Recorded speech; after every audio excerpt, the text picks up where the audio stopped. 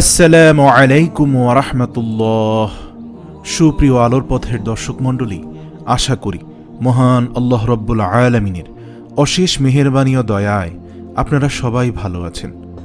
প্রিয় দর্শক, আজকে এমন কিছু কথা বলবো যা আপনাদের মনে আঘাত লাগতে পারে এবং ভবিষ্যতে তা আপনাদের ঈমান আমল বাড়াতে সাহায্য করতে পারে। প্রিয় দর্শক, আজকে এমন একজন মুসলিম আলেমের হিন্দু থেকে মুসলিম হওয়ার ঘটনা শোনাবো। আশা করি এর ফলে আমরা সবাই আমাদের ঈমানকে মজবুত ও বৃদ্ধি করতে পারব। সেই মুসলিম এর নাম হলো ইয়াসিন আরাফাত জিহাদি। তার বাড়ি কুমিল্লা লাকসাম। তিনি যেভাবে তার কথাগুলো বললেন, আজ আলোর পথের দর্শকদের জন্য হুবাহু তার মতো করেই উপস্থাপন করার চেষ্টা করছি। তিনি বলেন, আমার বাড়ি কুমিল্লা লাকসাম এবং গ্রামের নাম হাসনাবাদ, মণিপুর। আমাদের পূর্বপুরুষ সকলে জমিদার বংশের ছিল। আমি যখন হিন্দু ছিলাম তখন ঢাকা সিটি কলেজ থেকে ডিগ্রি পাশ করি। বাবার পরিচয় আমি দেব না। বাবা বাংলাদেশের একজন বিশিষ্ট শিল্পপতি। বিভিন্ন আলেমদের সাথে পরামর্শ করে আমি জানতে পারলাম বাবার পরিচয় দেয়া যাবে, কিন্তু তা নিয়ে কোনো অহংকার করা যাবে না, কেননা তিনি একজন বেদিন। মুসলমান ব্যতীত কোনো বেদিনের প্রশংসা করা যাবে না। আমরা টিভিতে বিভিন্ন চ্যানেল দেখে থাকি, তার মধ্যে একটি হচ্ছে ডিসকভারি চ্যানেল। এই চ্যানেলটির মালিক ইন্ডিয়ান, কিন্তু বাংলাদেশের সভাপতি আমার বাবা। বেলজিয়াম থাইগ্লাস কোম্পানির মালিক। বাংলাদেশের 4টি পরিবহনের মধ্যে একটি পরিবহন চেয়ার কুষ্টিয়া ট্রাভেলস। বাংলাদেশের বিশিষ্ট ধনী ব্যক্তিদের মধ্যে উনি একজন, আর আমি ওনার একমাত্র ছেলে। কেন ইসলাম কবুল করলাম, এ কথাগুলো আজকে তুলে ধরবো ইনশাআল্লাহ। আমি যখন 2007 সালে ধানমন্ডি সিটি কলেজ থেকে ডিগ্রি পাশ করি, তো ডিগ্রি পাশ করার আগে ও পরে আমার বাবার সাথে আমি পৃথিবীর বিভিন্ন রাষ্ট্রে সফর করি। আমার লাল কালার একটি পাসপোর্ট ছিল। যখন আমার ইচ্ছে হতো তখন আমি আমার মন মতো যে কোনো দেশে সফর করে আসতে পারতাম। আমার টাকা পয়সা ধন দৌলত কোনো কিছুর অভাব ছিল না, শুধু অভাব ছিল ঈমানের। এই ঈমানের সন্ধানে পুরো বিশ্বে আমি 9টি দেশ সফর করেছিলাম। আমি যখন পৃথিবীর বিভিন্ন রাষ্ট্র সফর করি, সফর করার আগে ও পরে আমি বিভিন্ন ধর্মের উপর বিশ্বাস করি। যখন আমি হিন্দু ছিলাম তখন চরমনাই সহ আরও বিভিন্ন মাহফিলে অংশগ্রহণ করতাম। হে মুসলমান ভাইরা, আজকে আমি হিন্দু ঘরে জন্ম নিয়ে যদি ইসলামের বিভিন্ন মাহফিলে যেতে পারি, তাহলে আপনারা মুসলিম হয়ে কেন আল্লাহর পথে পা দিচ্ছেন না? আমি তো বেদিন, আমার বাবা মা বেদিন।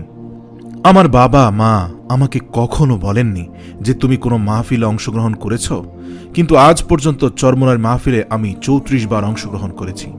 গত বছর আমার কাছে মাহফিলে যাওয়ার কোনো টাকা পয়সা ছিল না। তৎক্ষণাৎ দুহাত তুলে দিলাম রব্বুল আলামিনের দরবারে, এবং আল্লাহ তাআলা আমাকে টাকা পয়সার ব্যবস্থা করে দিলেন বিভিন্নভাবে।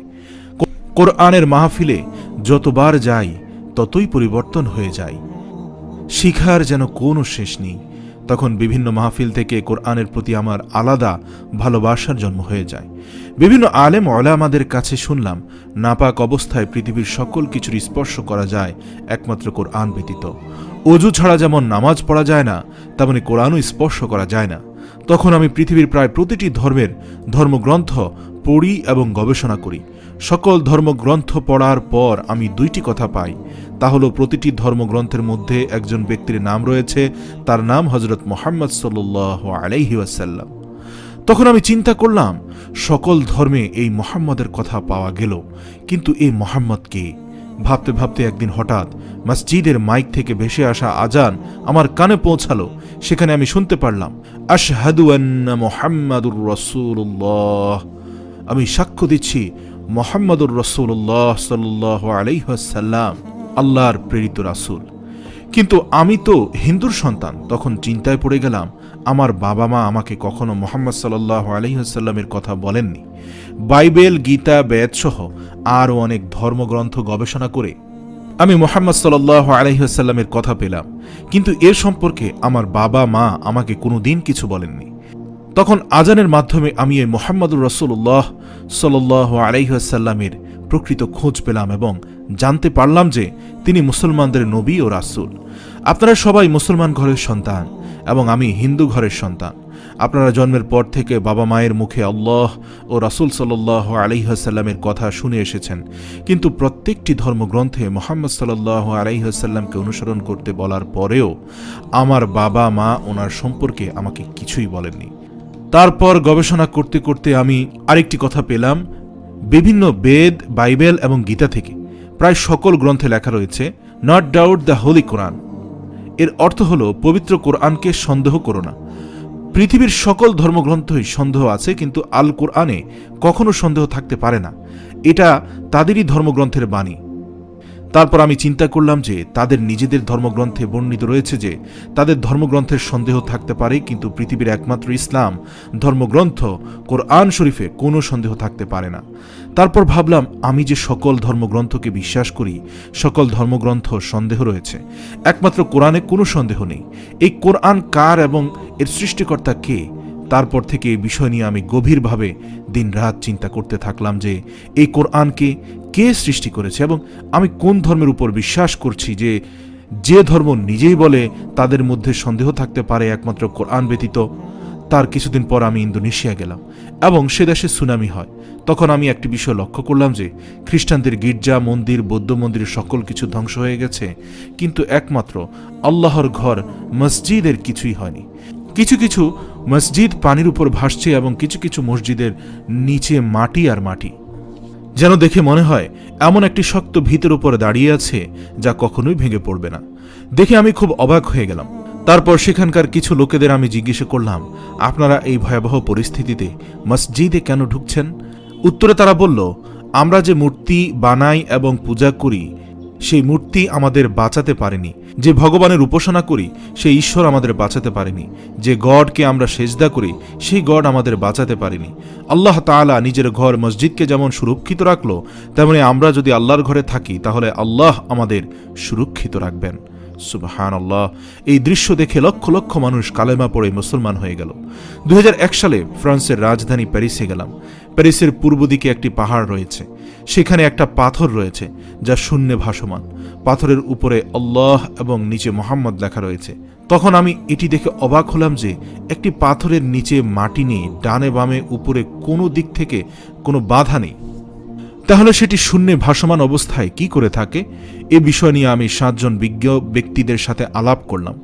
তারা বললেন, এই পাথরের আগে পরে সকল কিছু ধ্বংস হয়ে যাবে, কিন্তু এই পাথরটি কিছুই হবে না, কারণ যে পাথরে আল্লাহ এবং তার রাসূল সাল্লাল্লাহু আলাইহি ওয়াসাল্লামের নাম আছে সে পাথর আল্লাহর হুকুম ছাড়া ধ্বংস হতে পারে না, এবং কিয়ামতের আগ পর্যন্ত এই পাথর এমনিভাবে ভাসমান থাকবে। সেই খ্রিস্টান বিজ্ঞানী বলল, পৃথিবীর সকল ধর্মের মধ্যে স্ত্রীলিঙ্গ রয়েছে, কিন্তু একমাত্র আল্লাহ সুবহানাহু ওয়া তাআলার নামের কোনো স্ত্রীলিঙ্গ নেই। তিনি বলেন, আমি হিন্দুর ঘরে জন্ম নিয়ে আজকে এই কোরআন, মুসলিম এবং ইসলামকে বিশ্বাস করি এবং ইসলামকে মানি এবং আল্লাহকে বিশ্বাস করি, কিন্তু আপনারা মুসলমান হয়েও অনেকের মুখে শোনা গেছে তারা বলছে কোরআন মিথ্যা, নাউযুবিল্লাহ।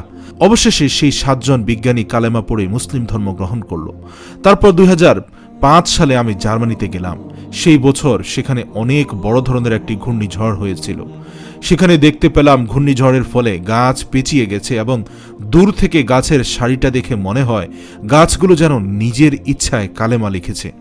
তারপর আমি বাংলাদেশে আসলাম এবং আমার দাদি, তিনি যখন স্ট্রোক করে মারা গেল তখন বাবাকে জিজ্ঞেস করলাম, বাবা দাদিকে কি করবেন? উত্তরে বাবা বললেন, উনার শরীরে আগুন জ্বালিয়ে দেব। তখন দেখলাম দাদিকে শ্মশান ঘাটের দিকে নেওয়া হচ্ছে এবং পড়া হচ্ছে হরিবোল হরিবোল।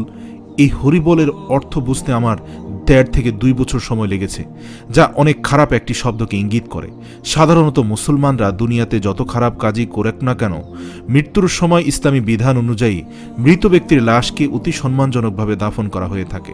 ইসলাম ধর্মে যখন কোনো শিশু দুনিয়াতে আগমন করে তখন আল্লাহু আকবার বলা হয়, এবং কোনো ব্যক্তি যখন মৃত্যুবরণ করে তখনও আল্লাহু আকবার বলা হয়।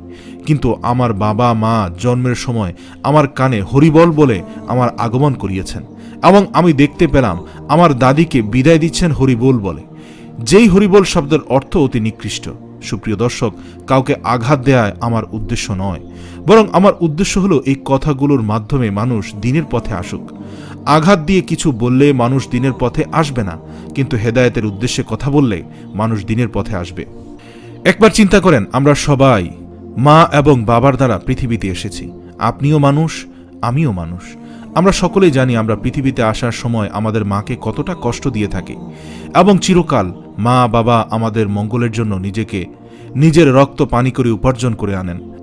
আপনাদের কাছে একটি প্রশ্ন, যে বাবা মা জন্মের পর থেকে সারা জীবন আমাদের এত কষ্ট করে লালন পালন করে বড় করলেন, সেই মা বাবা যখন মৃত্যুবরণ করে তখন কোনো একটি ধর্মের গুরু কি নির্দেশ করতে পারে যে নিজের হাতে মায়ের লাশে আগুন দিতে? তাহলে যে ধর্ম কোনো জাতিকে সম্মান দিতে পারে না, সেটা কিভাবে কোনো ধর্ম হতে পারে? আমি আমার ব্যক্তিগত মতামত বলছি, আমি কাউকে ছোট করার জন্য বলছি না। মুসলিম ইয়াসিন আরাফাত আরও বলেন, আমার কথা হলো, ইসলাম ধর্ম যদি একজন ব্যক্তিকে এতটা সম্মান দিতে পারে, এমনকি তার মৃত্যুর পরেও, তাহলে অন্যান্য ধর্ম কেন তা পারে না? তখন আমি চিন্তা করলাম, আজকে আমার দাদির মৃতদেহ আগুন দিচ্ছে আমার বাবা, কালকে আমি কি করে নিজের হাতে আমার মায়ের মৃতদেহে আগুন দিব? কি দোষ তাদের যাদের শরীরে আগুন দেওয়া হয়? তারপর আমি দেখলাম আমার দাদির কানে কানে কি যেন একটা মন্ত্র পড়া হচ্ছে। হিন্দু ধর্মের 120টি মন্ত্রের 80টি মন্ত্রের মধ্যে মোহাম্মদ সাল্লাল্লাহু আলাইহি ওয়াসাল্লামের কথা রয়েছে এবং বলা হয়েছে, তোমরা মোহাম্মদকে মানো এবং আল্লাহকে সিজদা করো। সুবহানাল্লাহ। তাদের মন্ত্রে বলা হয়েছে, সর্বপ্রতি সর্ব মোহাম্মদ, সর্বপ্রতি সর্ব ইসলাম এবং কালেমা। বলা হয়েছে, সমান চোখে তুমি আল্লাহ তাআলাকে সিজদা করো এবং মোহাম্মদকে মানো। কিন্তু তখন আমার ঠাকুমা ছিল মৃত, এই মৃত মহিলাকে আমি কিভাবে কালেমা পড়াবো? যখন আমার দাদির জ্ঞান ক্ষমতা ছিল তখন তিনি সত্যের পথ দেখেননি, এখন কিভাবে তিনি কালেমা পড়বেন? কারণ তিনি তো এখন মৃত। কিন্তু আমি পড়তে পারবো।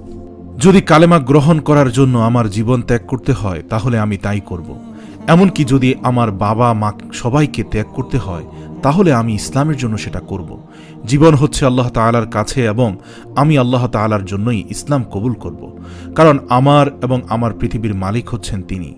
যাই হোক, তখন আমি চিন্তা করলাম, আমি যে ভগবানকে সেজদা করি সে ভগবানের নাম কৃষ্ণ। আমরা জানি আল্লাহ তাআলার 99টি নাম রয়েছে, সেখানে কোনো জায়গায় কৃষ্ণ নামটি নেই। এখন এই কৃষ্ণ নামের অর্থটা কি? 4টি খণ্ড গবেষণা করে আমি জানতে পারলাম, কৃষ্ণ প্রথম খণ্ডে বর্ণিত হলো এর অর্থ কাল, দ্বিতীয় খণ্ডে কাল অর্থ বদ, তৃতীয় খণ্ডে বদ মানে খারাপ, চতুর্থ খণ্ডে খারাপ অর্থ নিকৃষ্ট। তাহলে কৃষ্ণ শব্দের অর্থ দাঁড়ায় নিকৃষ্ট। এখানে আমার কথা হলো, যিনি আমাকে সৃষ্টি করেছেন তিনি যদি নিকৃষ্ট হন তাহলে আমি সৃষ্টি হয়ে এত সুন্দর হলাম কি করে? অথবা আমি সৃষ্টি হয়ে সুন্দর, আমার ভগবান তাহলে কিভাবে কালো বা বদ হবে? তাহলে বোঝা যায় পৃথিবীতে আল্লাহর সাথে হিন্দুদের ভগবানের কোনো সম্পর্ক নেই, কারণ আমাদের ধর্মে আল্লাহ তাআলাকে মর্যাদা দেওয়া হয়েছে। তারপর 7 বছর একটি ময়না পাখির লালন পালন করলাম, হাজার চেষ্টা করেও তার মুখ দিয়ে কৃষ্ণ বের করতে পারলাম না। সর্বশেষ জবরদস্তি করে বলাতে গিয়ে ময়না পাখি বলল, আমি কৃষ্ণ বলতে পারি না, আমি আল্লাহ বলতে পারি। সুবহানাল্লাহ। প্রিয় মুসলমান ভাইরা, যদি ময়না পাখি আল্লাহ তাআলার পক্ষে থাকতে পারে তাহলে মানুষ হয়ে আমরা পারব না কেন? সুতরাং আমি আমার মাওলার খবর পেয়ে গেলাম, যার নাম আল্লাহ, গফুরুর রহিম, রহমানুর রহিম। অতঃপর আরও বিভিন্ন রিসার্চের মাধ্যমে আমি জানতে পারলাম, আমি যে পথে আছি সেটা সত্যের পথ নয়, আমি যে ধর্ম পালন করছি সেই ধর্ম সত্য ধর্ম নয়। আলহামদুলিল্লাহ। তারপর আমি ইসলামের প্রতি মুগ্ধ হয়ে ইসলাম ধর্ম কবুল করে নিলাম। ইসলাম ধর্ম কবুল করতে গিয়ে আজকে আমার চোখ অন্ধ, ইসলাম ধর্ম কবুল করতে গিয়ে আজকে আমি কানে শুনি না, ইসলাম কবুল করতে গিয়ে আজকে চাইনিজ কুড়ালের কূপ খেলাম, ইসলাম ধর্ম কবুল করার কারণে আমার মাথা দিয়ে রড ঢোকানো হয়েছে, ইসলাম কবুল করার অপরাধে আজকে আমার দাঁত ভাঙা, ইসলাম কবুল করেছি বলে খুর দিয়ে টান দেয়া হয়েছে, ইসলাম কবুল করার অপরাধে পায়ে গরম তাওয়া লাগিয়ে দেওয়া হয়েছিল, যার ফলে আজকে শক্ত কোনো খাবার খেতে পারি না। ইসলাম ধর্ম কবুল করেছি বলে ইন্ডিয়াতে আমাকে 1 মাস 19 দিন বন্দী করে রাখা হয়েছিল। আমি প্রথমে বলেছিলাম আমার বাবা বাংলাদেশের শ্রেষ্ঠ শিল্পপতির মধ্যে অন্যতম একজন, আমার মান সম্মান টাকা পয়সার কোনো অভাব ছিল না। এখনও যদি টাকার হিসাব করি তাহলে 1000 কোটি টাকার মালিক আমি। কিন্তু আমি একটা বিষয় চিন্তা করি, মাথার টুপির দাম 50 টাকা, কিন্তু পুরো বিশ্ব বিক্রি করে ফেললেও এই টুপির মর্যাদা কেউ দিতে পারবে না। 1 মাস 19 দিনের মধ্যে 5 দিন আমাকে কোনো খাবার দেয়া হয়নি, পানির তৃষ্ণায় কাতর ছিলাম, আমি পানি চাওয়াতে আমার মুখে প্রস্রাব করে দিল তারা, কিন্তু তবুও ইসলামকে ছাড়েনি। আলহামদুলিল্লাহ। 3 বছরের মধ্যে আজ পর্যন্ত 1 ওয়াক্ত নামাজ ছাড়িনি, গালে খুর লাগাইনি, মোটামুটি রাসূল সাল্লাল্লাহু আলাইহি ওয়াসাল্লামের সুন্নাহ কোনোটিয়ে জানা সত্ত্বে অমান্য করিনি। আর আপনারা তো সকলেই মুসলমানের সন্তান, তাহলে আপনারা কেন নামাজ পড়েন না, কেন রোজা রাখেন না, কেন আল্লাহর পথে আসেন না? মুসলমানের সন্তান হয়ে আপনি কি করে ফজরের সময় ঘুমিয়ে থাকতে পারেন? মুসলমানের সন্তান হয়ে আপনি কিভাবে রাসূলের সুন্নাহ অমান্য করে থাকেন? হযরত আবু বকর সিদ্দিক রাদিয়াল্লাহু তাআলা আনহুমা এর ছেলের নাম ছিল আব্দুর রহমান। তিনি একদিন বাবাকে ডেকে বললেন, বাবা, আর যুদ্ধক্ষেত্রে আমি আপনাকে দেখেছিলাম, কিন্তু আমি আপনাকে হত্যা করতে পারিনি। উত্তরে আবু বকর রাদিয়াল্লাহু তাআলা আনহু বললেন, কেন? তখন আব্দুর রহমান বললেন, বাবা, আপনি ছোটবেলা আমাকে কত আদর যত্ন করে মায়া মহাব্বত করেছেন, তাই আমি আপনাকে হত্যা করতে পারিনি।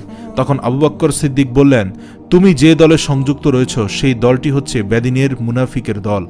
তুমি আমার নজরে তাকিয়ে আমাকে হত্যা করতে পারোনি, কিন্তু আমি আল্লাহর কসম করে বলছি, বদরের যুদ্ধে যদি আমি তোমাকে দেখতাম তাহলে নারে তাকবীর আল্লাহু আকবার বলে গর্দান ফেলে দিতাম। এই কথা শোনার পর আব্দুর রহমান জিজ্ঞেস করলেন, কেন? তখন আবু বকর বললেন, কারণ তোমার থেকে আমার আল্লাহ এবং তার কোরআন বড়। যুদ্ধ সমরে পরস্পর প্রতিপক্ষকে পরাজিত করাই তো কাজ।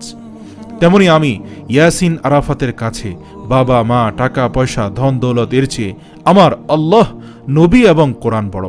হে মুসলিম ভাইরা, একটু চিন্তা করে দেখুন, আপনার সম্পত্তি নিরাপত্তার জন্য বিভিন্ন জায়গায় বিভিন্ন অ্যাকাউন্ট খুলে রেখেছেন, যাতে করে সম্পদ চোরে নিয়ে না যায়। কিন্তু একবার চিন্তা করে দেখুন, আপনি আপনার ঈমানকে হেফাজত করার জন্য কি করেছেন?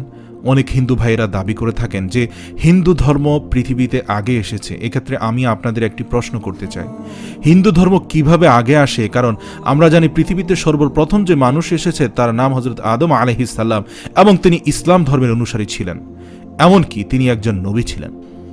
তাহলে সর্বপ্রথম আদম আলাইহিস সালাম যদি নবী হয়ে থাকেন বা ইসলাম ধর্মের অনুসারী হয়ে থাকেন, তাহলে হিন্দু বা অন্যান্য ধর্ম আগে কিভাবে আসে? সুপ্রিয় ভাই ও বোনেরা, এই ইসলামকে ধরে রাখার জন্য জীবনে অনেক নির্যাতন সহ্য করেছি। আমি আমার বাম চোখ এবং বাম কানে শুনি না বললেই চলে। অনেক চিকিৎসার পরেও এখনও সুস্থ হতে পারিনি। আমার শরীরের একাংশে এখনও পুঁজ জমাট হয়ে আছে, কিন্তু তবুও ইসলাম ধর্ম ত্যাগ করিনি। আমাকে 1 মাস 19 দিন হাতে পায়ে শিকল দিয়ে বন্দী অবস্থায় রাখা হয়েছিল এবং 5 দিন আমাকে কোনো খাবার দেয়া হয়নি। আমার বয়স 39 বছর। 12 বছর মূর্তিকে সেজদা করেছি, 24 বছর মূর্তিকে সেজদা করি নাই। গত 3 বছর যাবৎ আল্লাহ তাআলাকে সেজদা করছি, কিন্তু যতই সেজদা করছি ততই অন্তরে প্রশান্তি লাভ করছি। যত ইবাদত করি মন থেকে অনেক শান্তি এবং মজা পাই। কে সেই আল্লাহ যাকে সেজদা করার জন্য এখন মন অপেক্ষারত থাকে? সুপ্রিয় ভাইরা, আমি কিন্তু জেনে শুনে মুসলমান হয়েছি। আমি জেনে শুনে মা বাবাকে ত্যাগ করেছি, দাড়ি রেখেছি, সুন্নতি পোশাক পরেছি, জেনে শুনে 5 ওয়াক্ত নামাজ পড়েছি, জেনে শুনে গরুর গোশত ভক্ষণ করছি, জেনে শুনে সকল কিছু ত্যাগ করে আজকে মাদ্রাসায় পড়াশোনা করতেছি, জেনে শুনে আজকে আমি ইসলামের দাওয়াত দিচ্ছি। আমাকে যখন ইন্ডিয়াতে বন্দী করে রাখা হয়েছিল, তখন আমি দারোয়ানকে বললাম, দারোয়ান ভাই, আপনাকে কিছু টাকা দিব, দয়া করে আমাকে হাত পা ধোয়ার জন্য একটু সুযোগ দেন। হে মুসলমান ভাইরা, আজকে আল্লাহ তাআলা আমাদের নিয়ামতের অবার ধারা বর্ষিত করেছেন, রিজিকের যোগান দান করেন, তাই আমরা ইসলামকে ভুলে যাই। আমাকে যখন আটক করে রাখা হয়েছিল, তখন অল্প একটু পানি আর কিছু বাসি রুটি দেওয়া হতো। এগুলো খেয়ে আমি দুহাত তুলে আল্লাহ তাআলার কাছে কান্নাকাটি করতাম এবং বলতাম, হে আল্লাহ, আপনি যদি হযরত ইউনুস আলাইহিস সালামকে এত বড় বিপদ থেকে মুক্তি দান করতে পারেন, তাহলে আমাকে ওই বিপদ থেকে মুক্তি দান করেন। তখন আমি আল্লাহু আকবার বলে হাত টান দেওয়ার সাথে সাথে আপনা আপনি আমার হাতের শিকল খুলে যায়। সুবহানাল্লাহ। এবং যখন আমি হাত টান দিলাম, তখন আমার শরীরে বিন্দুমাত্র শক্তি ছিল না, কারণ আমি বহুদিনের ক্ষুধার্ত ছিলাম। হে মুসলমান ভাইরা, এখন বলেন, আমার হাতের সেই শিকল কে খুলে দিয়েছে? নিশ্চয়ই আল্লাহ সুবহানাহু ওয়া তাআলা। তারপর সেখান থেকে উঠে আমি দরজার দিকে তাকিয়ে দেখলাম দরজা তালা দেওয়া। তখন আমি আল্লাহর উপর ভরসা করে বিসমিল্লাহ বলে দরজার টান দেওয়ার সাথে সাথে দরজা আল্লাহর মেহেরবানিতে খুলে গেল। তারপর দারোয়ানের কোমর থেকে চাবি নিয়ে চলে যাচ্ছিলাম, তখন 3টি কুকুর আমার দিকে তেড়ে আসছিল। তখন আমি আল্লাহ তাআলার উপর ভরসা করে বললাম যে আমি ইসলামের দাওয়াতে যাচ্ছি। তুই যে আল্লাহ তাআলার সৃষ্টি, আমিও সে আল্লাহ তাআলার সৃষ্টি। তখন কুকুরগুলো দৌড় থামিয়ে তাৎক্ষণিক জায়গায় দাঁড়িয়ে গেল এবং যে যার স্থানে চলে গেল। আল্লাহু আকবার, আমার কোনো ক্ষতি করল না। প্রিয় ভাই বোনেরা, আমি যদি হিন্দু ঘরে জন্ম নিয়ে আল্লাহ তাআলার মর্ম বুঝতে পারি, তাহলে আপনারা মুসলমান হয়ে কেন আল্লাহ তাআলার মর্ম বুঝেন না? কেন আল্লাহর পথের প্রতীক হন না? সুপ্রিয় বন্ধুরা, আমার কাছে বাড়ি, গাড়ি, মান, সম্মান, টাকা পয়সা কোনো কিছুর অভাব ছিল না। তখন আমি যে সকল গাড়ি দিয়ে চলাফেরা করতাম, এক একটি গাড়ির দাম ছিল 60 থেকে 65 লাখ টাকা। সুতরাং আমার শুধু অভাব ছিল অন্তরের প্রশান্তি, যা ইসলাম ধর্মে এসে আল্লাহ তাআলাকে সেজদার মাধ্যমে পেয়েছি। কিছুদিন আগে হিলারি কিংডমে একজন নারী ইসলাম ধর্ম গ্রহণ করলেন। তখন তাকে জিজ্ঞেস করা হলো, আপনি কেন ইসলাম ধর্ম গ্রহণ করেছেন? উত্তরে তিনি বললেন, আমি সকল ধর্ম গবেষণা করে কোনো ধর্মে নারীদের প্রতি সম্মান খুঁজে পাইনি। অতঃপর বুঝতে পারি যে একমাত্র ধর্ম যে ধর্মে নারীদের অধিক মর্যাদা ও সম্মান দেওয়া হয়। একজন কণ্ঠশিল্পী হিন্দি গান গাওয়াতে কোটি কোটি টাকা পেত। তারপর সে ব্যক্তি তারেক জামিলের কাছে গেলেন এবং তাকে বললেন, আমি তো অভাবগ্রস্ত এবং আমি ইসলাম ধর্ম গ্রহণ করেছি। তখন তিনি উর্দু গজলের পরামর্শ দিলেন। গজল শুরু করার পর আস্তে আস্তে সে কোটি কোটি টাকার মালিক হয়ে যেতে লাগলো। প্রিয় ভাই, কেউ যদি ইসলামের সাথে থাকে তাহলে কিসে তাকে গরিব করবে? ধনী গরিব তো আল্লাহর হাতে। অবশ্যই সে ধনী হয়, কারণ আল্লাহ তাআলা হচ্ছেন রিজিক দাতা। দুনিয়ার সমস্ত বান্দার রিজিক তার হাতে। আমরা জানি হযরত মুহাম্মদ সাল্লাল্লাহু আলাইহি সাল্লামের থুতু দ্বারা সাপের বিষ ভালো হয়ে গিয়েছিল। তাহলে আমরা যদি সেই রাসূল সাল্লাল্লাহু আলাইহি সাল্লামের সুন্নত মোতাবেক চলি, আল্লাহ তাআলা আমাদের জীবনকে সুন্দরময় করে দিবেন। একটি বিষয় সর্বশেষ আমি আপনাদের বলতে চাই। যেহেতু সত্য কথা বলা একজন মুসলিমের জন্য ফরজ, সেহেতু বলছি যে কখনো কোনো হিন্দুদের কাছ থেকে মিষ্টি ছানা কিনবেন না, কারণ তারা ছানার সাথে গোবর ও গরুর প্রস্রাব মিশিয়ে থাকে। তাই এ বিষয়ে সবাই সাবধান থাকবেন। সর্বশেষ বলতে চাই, বোবা জন্তু কুকুর যদি আল্লাহকে চিনতে পারে, তাহলে আমরা কেন চিনতে পারি না? আমি একটি বিষয় নিয়ে মাঝে মধ্যে অনেক কষ্ট পাই। সেটা হলো, অনেক মানুষ আমার কাছে এসে মুসলমান হয়েছে, কিন্তু আমি আমার বাবাকে মুসলমান ধর্মে নিয়ে আসতে পারিনি। কারণ আমি জানি একজন হিন্দু যত ভালো কাজ করুক সে জাহান্নামী, একজন মুসলমান যতই গুনাহ করুক না কেন সে গুনার শাস্তি ঠিকই পাবে, কিন্তু কোনো না কোনো এক সময় কালেমার বরকতে সে জান্নাতে প্রবেশ করতে পারবে। সর্বশেষ একটা কথা বলতে চাই, আমি হিন্দু ঘরে জন্ম হয়ে যদি মুসলিম ধর্ম গ্রহণ করি, রাসূল সাল্লাল্লাহু আলাইহি সাল্লামের সুন্নাহ অনুযায়ী চলতে পারি এবং নামাজ পড়তে পারি, তাহলে আপনি মুসলমানের ঘরে জন্ম হয়েছেন সেটা আপনি পারবেন না? সুতরাং আজ থেকে সবার প্রতিজ্ঞা করব আল্লাহর রাস্তায় ফিরে আসার জন্য, এবং এও প্রতিজ্ঞা করব যে আজ থেকে নামাজ ছাড়ব না এবং আল্লাহ তাআলার প্রতিটি বিধিবিধান যতটুকু সম্ভব মেনে চলার চেষ্টা করব। আল্লাহ তাআলা আমাদের প্রত্যেকটি মুসলমানকে ঈমানের সাথে মৃত্যুবরণ করার তৌফিক দান করুক। আমিন।